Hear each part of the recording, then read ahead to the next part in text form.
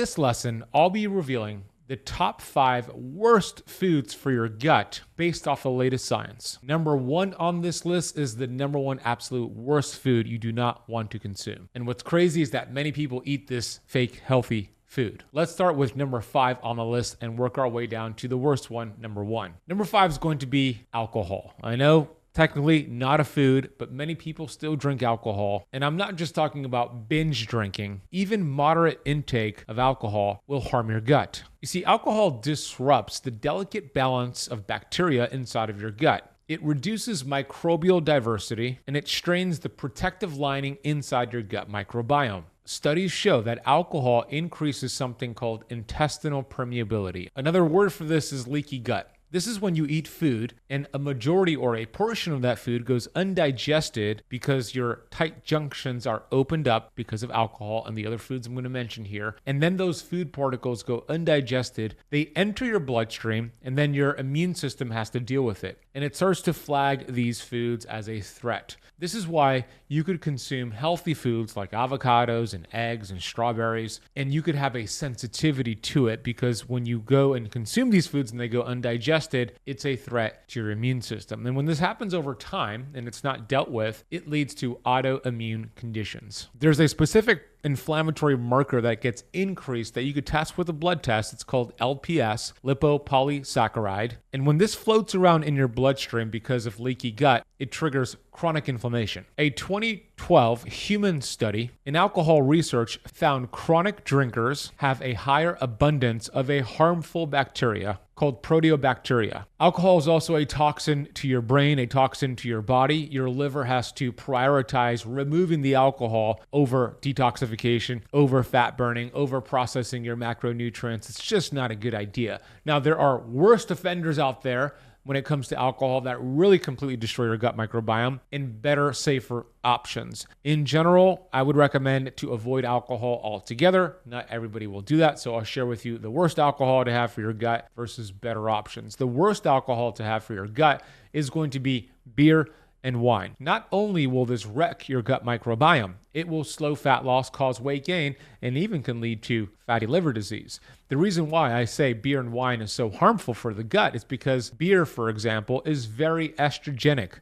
When estrogen increases, testosterone drops. Not good in men, not good in women. It wrecks your hormones. And then wine, especially wine here in the US and especially California wine, contain a ton of pesticides and herbicides. As a matter of fact, I remember Dr. Zach Bush, when he came on my Metabolic Freedom podcast, he shared the average California wine has about 64 herbicides and pesticides in it. This is Roundup that you're drinking in your wine, creating inflammation in the gut, inflammation in the body, destroying your mitochondria, leading to chronic disease. We want to swap that if you choose to have alcohol and have clear alcohol without the mixers, without the sweeteners, just on the rocks. So that's going to be tequila, vodka, and whiskey. Those are better options for you. Let's move on to number 4 on the list here. This is going to be glyphosate contaminated crops. I just mentioned glyphosate a minute ago. Glyphosate is the key ingredient in Roundup, and you may or may not know it is a destroyer of your gut microbiome. And here's the worst part. Even healthy looking foods or healthy labeled foods may be loaded with glyphosate. The top offenders that you want to avoid are going to be wheat, all grains, oats, including oatmeal, soy, corn, and coffee. These are heavily sprayed, typically loaded with glyphosate. When glyphosate enters your body, here's what's going to happen. It acts as an antibiotic, killing beneficial gut bacteria in your gut microbiome. It's like dropping a nuke in your gut microbiome. Yeah, it may kill bad bacteria, but it gets rid of the good guys too. It's like dropping a nuke in a city because there's a few bad guys, but you end up killing the entire civilization of that community. That's happening in your gut microbiome when you consume glyphosate. Stephanie Seneff, who's a MIT researcher, has shown that glyphosate inhibits a pathway inside of your body called the Shikimate pathway. This is in your microbes, and it is essential for amino acid synthesis. What does all this mean? Well, amino acids are the major fuel for your mitochondria. Your mitochondria are responsible for producing energy, helping you burn fat, helping you live a long, healthy life. You deplete and destroy and poison your mitochondria through glyphosate and this Shikimate pathway. This then creates dysbiosis in your gut, favoring harmful strains of bacteria while destroying your gut's first line of defense. Oh, but wait, there's more. Glyphosate also chelates, meaning it removes minerals, really important minerals from your body like magnesium, zinc, and manganese, which are critical cofactors for gut repair. So one of the things that I teach all of my students is to follow the Clean 15 versus Dirty Dozen. And the Clean 15 versus Dirty Dozen, this was put together by the Environmental Working Group, and it did an analysis of the USDA's pesticide data. This list will help you decide which produce must be organic and where you can save money buying conventional produce. Let's first start with the Dirty Dozen. This is going to be the 12 foods you want to make sure they are always organic, non-GMO, because they have the most contaminants that destroy your gut microbiome. The Dirty Dozen include strawberries, spinach, kale, collard and mustard greens, grapes, peaches, pears, nectarines, apples, bell and hot peppers, cherries, blueberries, and green beans. Now, the Clean 15 are the 15 foods that are pretty safe even if they're not organic. And that's going to be avocados, sweet corn, non-GMOs recommended for that, pineapples, onions, papayas, non-GMO, of course, frozen sweet peas, asparagus, honeydew melons, kiwis, cabbage, watermelon, mushrooms, mangoes, sweet potatoes, and carrots. Let's move on to the third item that's destroying the gut microbiome. As we go on through this list, it gets worse and worse, with number one being the worst. This is going to be artificial sweeteners. These include sucralose, which you'll find in Splenda, aspartame, saccharin, and isosulfame potassium, which is also called ACE-K. You're going to find this hiding in your protein powders, your pre-workout drinks, even the sugar-free gum that you're chewing on all day. Not to mention many other items you find it in, like diet soda, Coke Zero. And this is a problem. A pivotal 2014 human study published in Nature found that saccharin caused dysbiosis and glucose intolerance by altering gut bacteria. Another study showed that sucralose decreased the total number of beneficial gut bacteria by up to 50%, especially a very beneficial gut bacteria called bifidobacteria. Some of the common symptoms that you'll notice when you're consuming these artificial sweeteners are bloating, constipation, sugar cravings, poor blood sugar control, which are all tied to these gut disrupting sweeteners. Instead, you want to swap these artificial sweeteners for healthy sugar replacements. That's going to be xylitol, erythritol, pure stevia, pure monk fruit, and even a product called Swerve is safe. So instead of diet soda, Coke Zero, Crystal Light, which have those artificial sweeteners, swap those for Zevia, which is a stevia flavored carbonated drink. Swap them for Spindrift. Swap them for sparkling water with lemon. Those are going to be healthier options for your gut. This brings us to number 2. And I had a hard time choosing whether this is going to be number 1 on the list or number 2 on the list, but I think number 1 on the list is the worst offender. So number 2 is going to be ultra-processed foods. Ultra-processed foods aren't just empty calories. They're chemically engineered to destroy your gut microbiome at every level. What defines ultra-processed foods? You're going to find them in packaged snacks, frozen dinners, sugary cereals, and even vegan protein bars. They contain emulsifiers, for example, like polysorbate 80. They contain preservatives, artificial colors, and flavor enhancers. Emulsifiers thin the gut's protective mucus layer. Polysorbate 80 and carboxymethylcellulose, typically found in ultra-processed foods, have been shown to increase gut inflammation and promote colitis in both animal and human studies. Ultra-processed foods starve good bacteria because they lack fermentable fiber, and they typically have refined sugars and high fructose corn syrup. Sugar feeds candida, promotes small intestinal bacteria overgrowth, and suppresses healthy strains of bacteria like lactobacillus. High fructose corn syrup bypasses satiety signals and promotes fat storage, especially visceral fat and non-alcoholic fatty liver disease. Human studies show excessive sugar intake leads to microbial imbalance within just 7 days of a high sugar diet.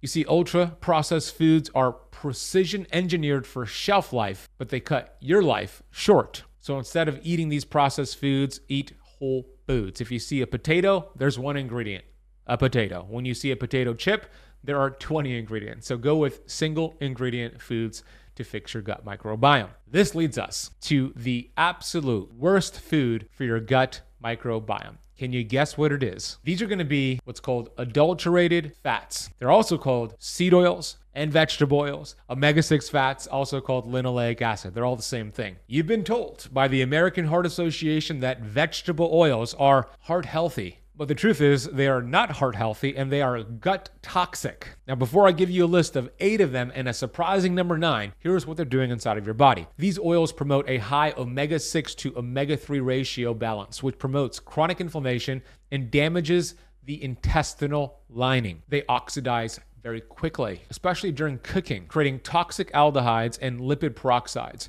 There was a toxicologist. His name is Dr. Martin Grudfeld. And I referenced his study in my brand new New York Times bestselling book, Metabolic Freedom, where he analyzed toxicants that are produced after you fry certain foods in these vegetable oils. And he looked at French fries, probably the worst food for your gut microbiome. And he showed in his study that 25 French fries that you would find at McDonald's, Burger King, even these restaurants that are healthy, but fried in vegetable oils. These foods, these French fries, produced the same amount of aldehydes, which are cancer-causing, gut-destroying, as 25 tobacco cigarettes. Yeah, you heard that right. One French fry cooked in vegetable oil, when you eat it, it's like smoking a tobacco cigarette. Yikes. You see, these byproducts weaken the gut-tight junctions and contribute to gut inflammation and intestinal permeability. So here's a list of the 8 you want to avoid and a surprising number 9 destroying your gut. Write these down. We have canola oil, called rapeseed oil in the UK.